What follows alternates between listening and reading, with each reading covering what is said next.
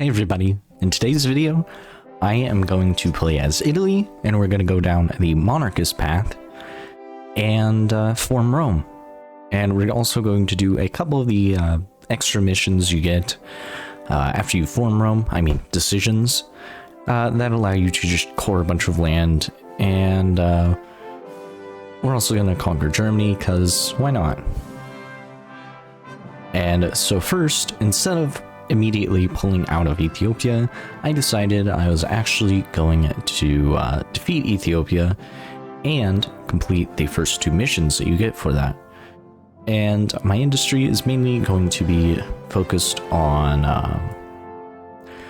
a small bit of artillery, small bit of support equipment, some light tanks, 5 factories on trucks, 10 on close air support, 15 on fighters, and of course 10 factories on infantry equipment. And then I'm going to put all dockyards on making ships.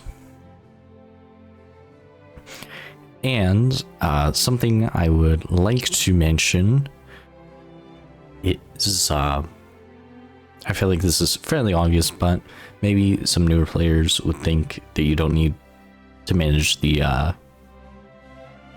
military and stuff, or military industry, obviously my military factories at the beginning are going to change quite a lot. Like, I'll get way more on infantry equipment, but for right now, in the beginning, for the first 2 or 3 years, 10 on infantry equipment and stuff like that is completely fine.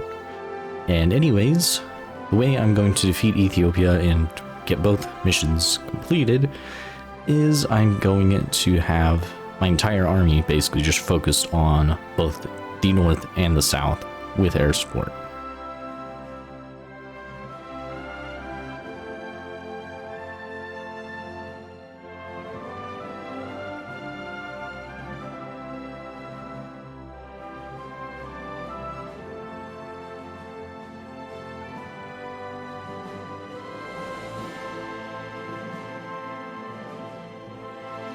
Also, for my first few focuses, we're going to focus on getting just a little bit of industry, and something I didn't mention, you probably saw on the screen, construction for the first 3 or so years in-game will be civilian factories and high infrastructure states.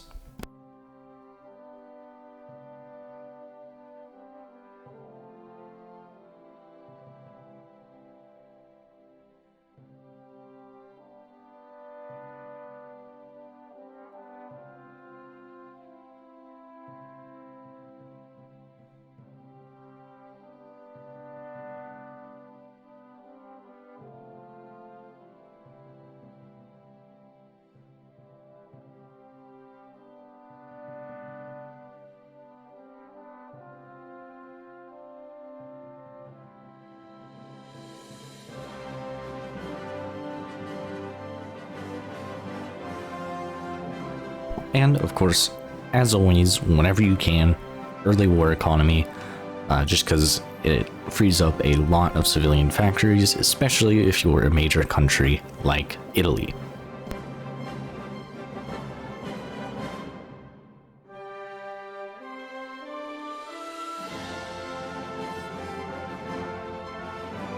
And now we've defeated Ethiopia pretty easily, and I'm going to put my army with a field marshal order on the border with Yugoslavia, considering that's going to be the next people that we're going to go after. We're not actually going to have to fight a war for that, since you do basically get the ability to puppet them with really no cost. And we're also going to do the focuses that we need to do in order to actually instate the monarchy, which will start off as the pro-Mussolini focuses. But right before we do a focus that kind of solidifies Mussolini as leader, we switch over to the deposing him and everything. And to do that, we're going to need to question his legitimacy and everything like that to get his power down to, I think it's 1% or less. And in the meantime, while we do that, I'm also going to devalue the lyre and all of that kind of stuff. And after a while, we lower his support enough to convene the Grand Council and start working on deposing Mussolini.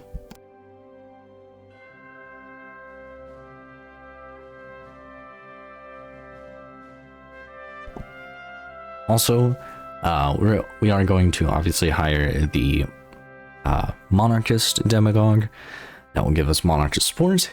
And while we wait for a monarchist support to grow so we can actually put the king in power, we're going to do foreign affairs so that we can demand land from Yugoslavia and make them our puppets. I also want to take a little bit of time and just explain my infantry divisions. My infantry divisions are just a normal 18 combat with division, but they have armored recon, an artillery support company, and a engineering company. And that template was shown earlier, but I was talking about different stuff, so it was a little bit harder for me to talk about it.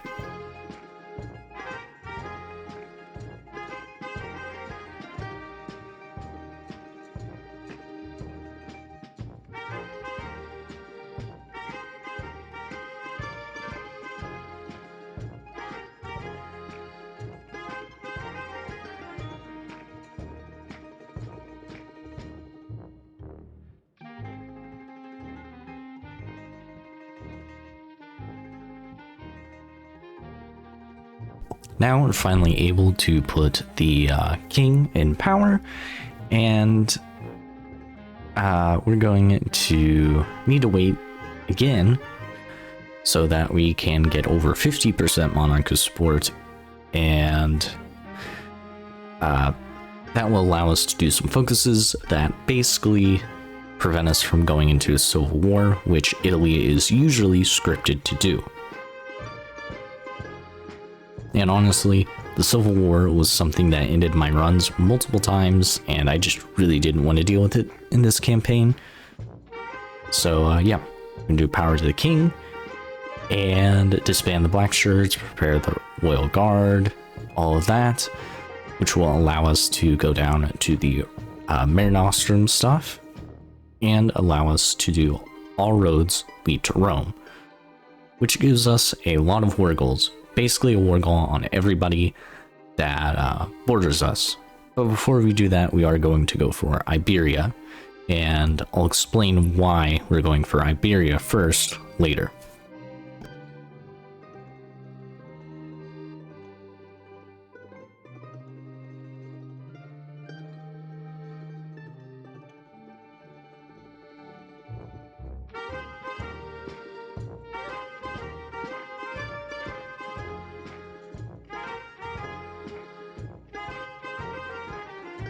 We're also going to start building military factories now, since it's almost 1939, and we will need a little bit extra production to actually beat the Allies and everything. Now, the reason I'm doing Iberian protection first, and not immediately going for All Roads Lead to Rome, is because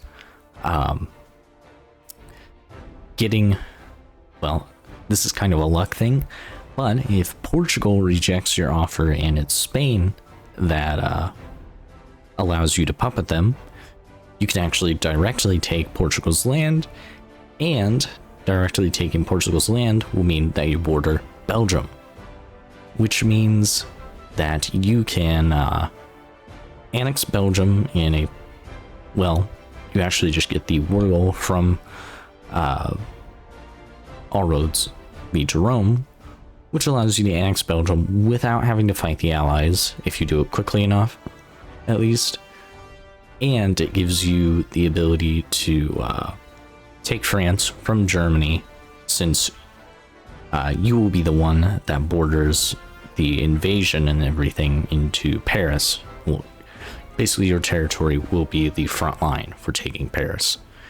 But obviously, you're going to need to I'm gonna need to actually like take it with my division still, since I still need that war participation. And the way that we're also going to join Germany is, once we're ready to join Germany, I'm just going to dismantle my faction and then just join the Axis, because they should allow you in without really any quarrels, even though you deposed Mussolini and everything.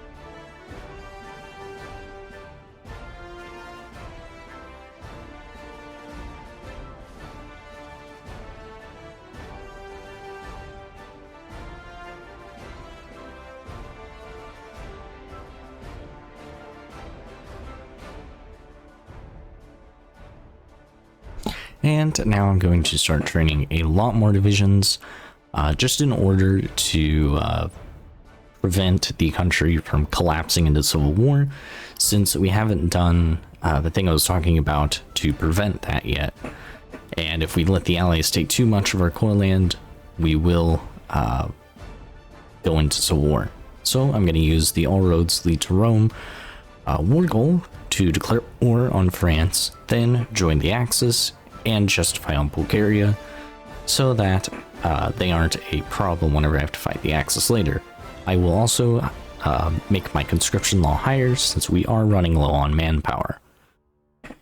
And the battle for France is going to be a little difficult, since, well, the Germans won't help as much, since it's not technically their land, and so you'd still kind of have to fight France all by yourself. But eventually they will give, and sometimes they will just move troops away from the border. And to bait them into doing that, I actually called in my puppet, Spain, so that they would just start attacking. And also it seems like the Germans started attacking through Spain, and this distracted the AI enough to allow me to take France over pretty easily. And after France is taken over, the rest of the war is pretty simple, since, well, Britain is never really good at defending the home islands if you're able to actually get a landing, and I have built up my navy quite a bit. And while I don't fully understand the naval system yet, I think I'm actually starting to understand a little bit. Took like 1,500 hours, but I'm getting there. And yeah, it's allowed me to actually get naval supremacy over Britain, whenever sometimes I really shouldn't be getting it. But we launch our naval invasion. Britain doesn't have very many troops defending the islands. And yeah, we just pour our troops in and defeat them.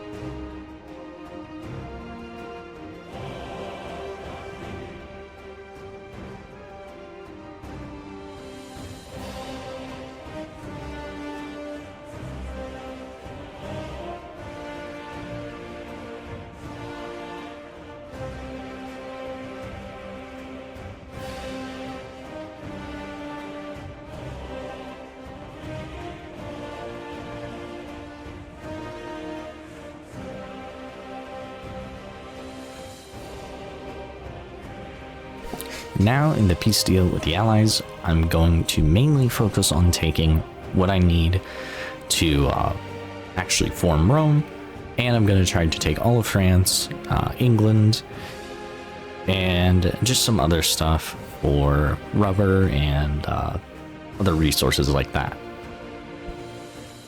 And now we do actually have a war goal on Greece, since we did all roads lead to Rome after taking Albania, but we still have to justify on Turkey, which is going to take a ridiculously long amount of time. And after I deal with Turkey, I'm going to deal with Switzerland. And the focus that actually gets rid of your chances of having a civil war is seek papal support. And the reason that this gets rid of the chance for a civil war is it gets rid of the Council of Fascism. And the Council of Fascism is basically what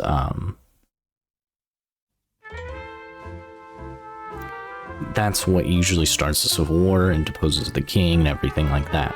And if you don't have that, you don't usually have to worry about it. And in our case, I don't, because it's the Pope. And yeah, and defeating the remaining countries that we need specifically to form Rome itself is not very hard. They're even like Turkey doesn't give much of a challenge. Switzerland is actually the one that gives a huge challenge. You don't have to take it to form Rome, and I formed Rome before taking Switzerland, but I didn't want to just have Switzerland there and like a sea of Roman territory surrounding it after we defeat the Axis or something. So yeah. Also, if you're wondering how I'm integrating my subjects so quickly, it's because I am not only building in their territory, I am also giving them convoys and stuff like that, because convoys reduce autonomy by quite a lot, and so it makes it a lot easier and faster to annex them that way. And here is my airplane templates. These are usually pretty much the same templates that I always use, but I always show them since there are always new viewers.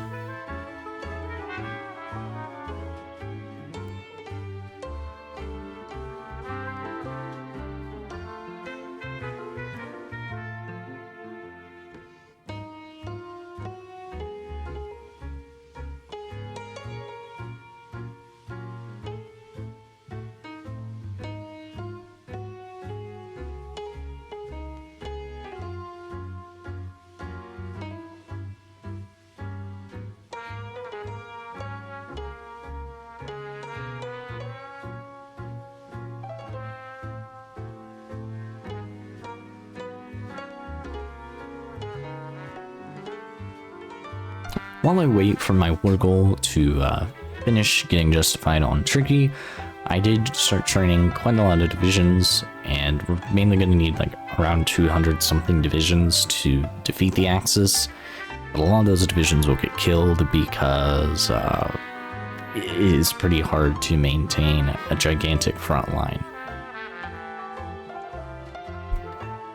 Anyways, Turkey's pretty easy to defeat. I just had to bait them out of Istanbul, and it took a couple of attempts to bait them out. But eventually they started moving the troops into the land that I left open for them, and I was able to encircle them and cross the strait. And usually in a war with Turkey, especially if you're a major power, as soon as you cross the strait, and sometimes you can also get through Syria and win, if you cross the strait and get into mainland Anatolia, you basically are just guaranteed to win.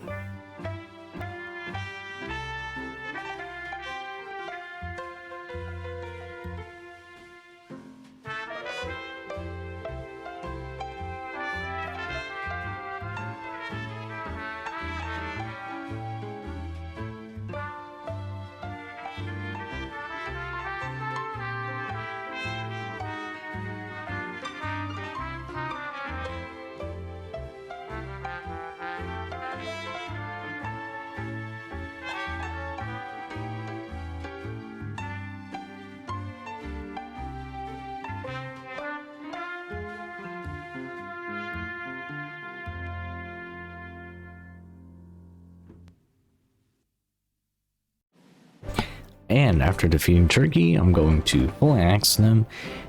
And now we actually have the ability to form Rome. And that gets us a lot of manpower and a lot more factories since we have cores on a lot more states. And I am going to, well, I did do some decisions in order to core a bunch of land in the Empire since I took over Gaul and all of that stuff. And now here's the fight with Switzerland, which is surprisingly long. And there should be timestamps in the description, so if you want to skip that, you can. Or if you don't want to watch it, you can.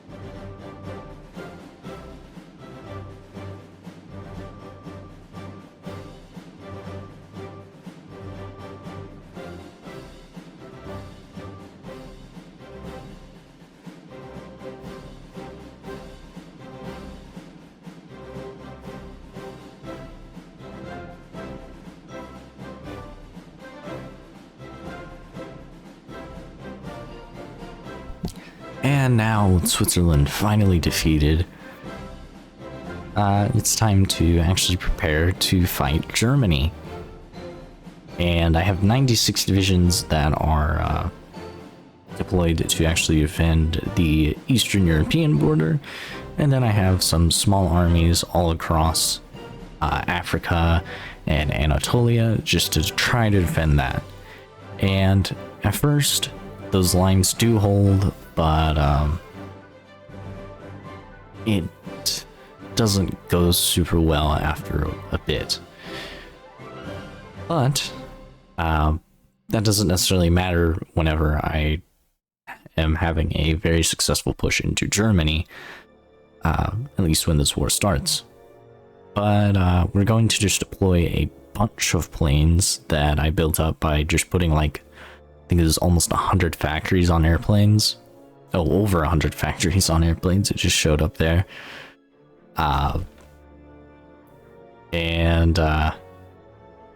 Yeah, I mean, that's how we defeat their air force. It's basically just good quality airplanes.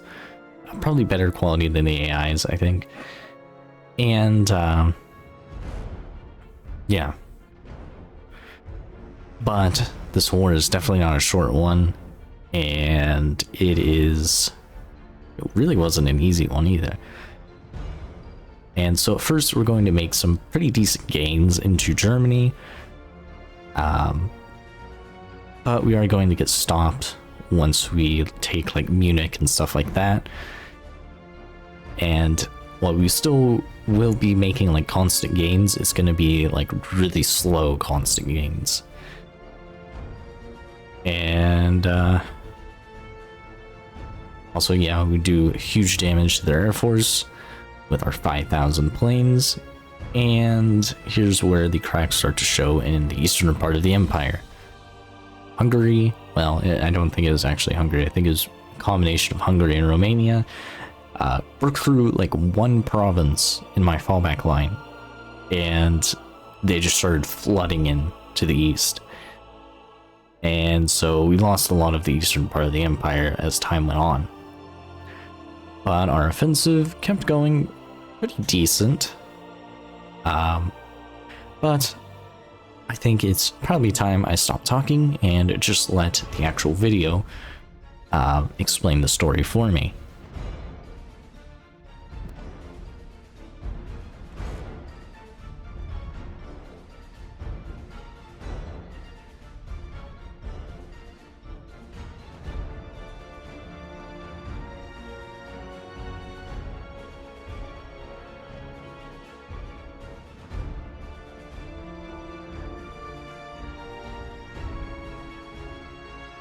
Also, the reason that I changed my infantry division template there, if you were quick enough to see that, is to try and save oil, since I started running out of oil, and the US, of course, embargoed me, so I couldn't actually trade with them for oil, and so basically have to build up the refineries and everything ourselves, which takes a pretty long time, but I mean, without it, we can't push very easily.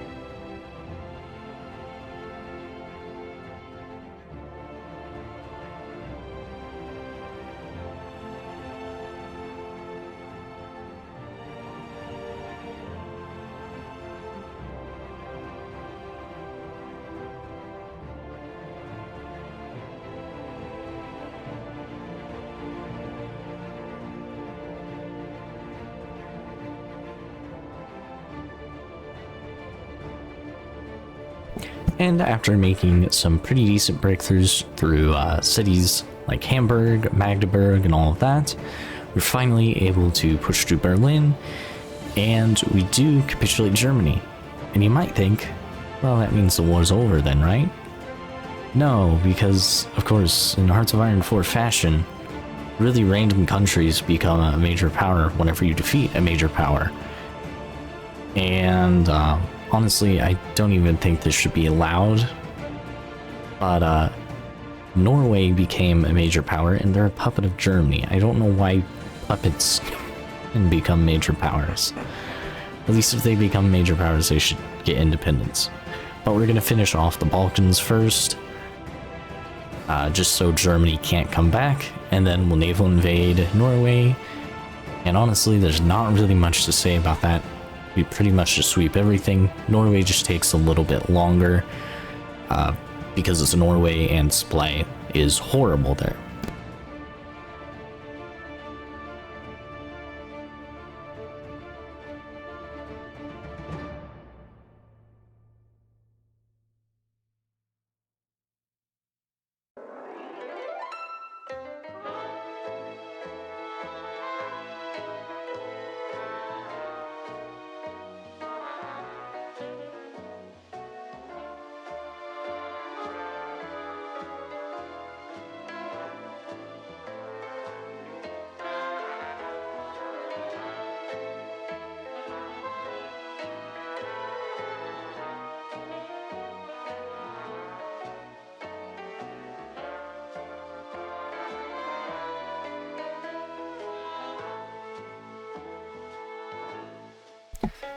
And now, as Norway is getting defeated, slowly but surely, I want to do my outro a little bit. Well, not necessarily my outro, but just saying some stuff that normal YouTubers have to say to get subscribers. If you like this video, like it, and if you have some feedback you want to give, leave a comment, or maybe if you have a suggestion. However, be mindful with the suggestions that I have quite a lot of videos planned at this point, so I might not be able to immediately get to your suggestion.